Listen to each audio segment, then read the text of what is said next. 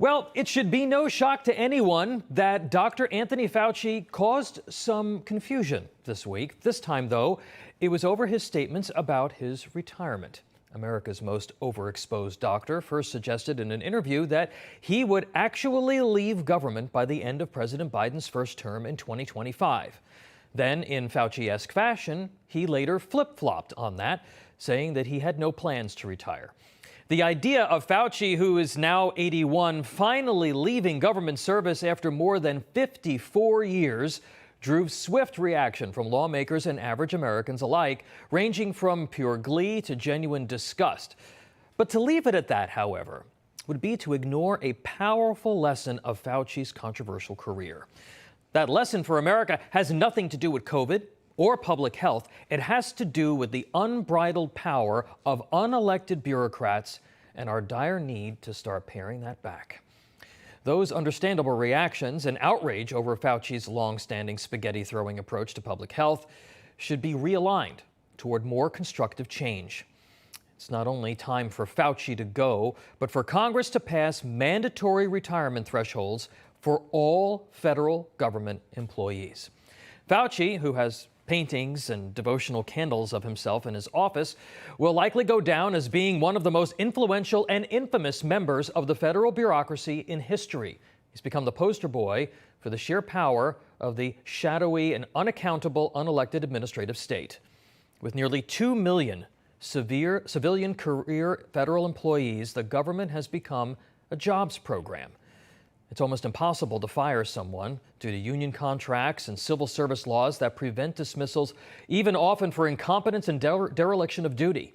Mandating retirement will open positions for younger workers and infuse new ideas in systems and offices that can lead to better taxpayer return on investment. It would also allow federal agencies to assess their needs, decide whether to backfill vacancies, and right-size those entities. Right now, choosing not to rehire someone following a vacancy is the fastest way to shrink the federal workforce.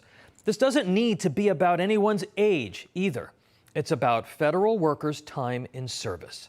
Mandatory retirement will protect taxpayers from people who stay too long, who squirrel in, who multiply their power, have reduced accountability, drive down innovation, box out better employees, and ultimately cost a lot more money. Members of the military, federal firefighters, and most federal judges are already subject to mandatory retirement provisions. So too should the bureaucrats that have more power, more influence over policy, and more control over resources. Employees that can serve until they determine when they might want to retire is a symptom of big government that is a direct threat to our democratic process. Fauci's massive pension should also offend the sensibilities of Americans. His estimated $400,000 a year annual pension funded by taxpayers is 7 times the annual salary of the average American.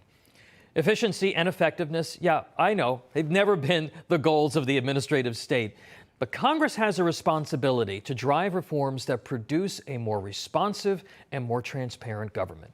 Republicans are calling for investigations and hearings on Fauci, his spending, and his potential conflicts of interest. But they should focus their attention on passing legislation that prevents federal employees from making royalties off patents or research, forcing full transparency on all outside earnings, and mandatory retirement based on time and service. After 20 years of service, for instance, you get those folks out of there, you're going to save taxpayer money, you'll reduce the size of the federal workforce, you're going to increase government efficiency, and allow former federal workers to contribute their experience to the private sector. It's not ageist to think that government service should be about serving the nation for a limited time. Congress shouldn't advance this type of mandatory retirement provisions because of Fauci's cavalier attitude toward tinkering with people's lives, his manipulation campaigns about COVID vaccinations, or obfuscation about Big Pharma's influence over public health decisions. Nor should they do it because of his well-orchestrated efforts to eviscerate scientific debate and physician independence. He's just one guy. They should do it because our founders warned us about tyranny, be it from one man or a system that operates without accountability to the people. Let Fauci's arrogance of power be a lesson, America, that strengthens our government and America's freedom and our future. Hey, I'm Rob Finnerty. Thanks for watching. If you enjoyed this video, please join the conversation in the comments below. Don't forget to subscribe, too. Hit the bell icon to be alerted to breaking news. And remember, there's a whole lot more on Newsmax TV, America's fastest growing cable news network. Newsmax TV, we're real news for real people.